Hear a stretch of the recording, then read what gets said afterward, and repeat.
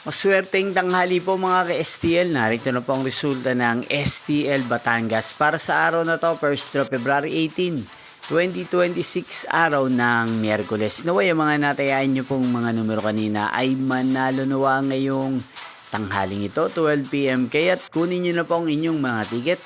Narito na po ang resulta. Ang mga numerong nanalo sa STL Batangas ngayong tanghaling ito, February 18, 2026, 12 PM. First draw result, 3 at 36 in exact order. Again, 3 at 36.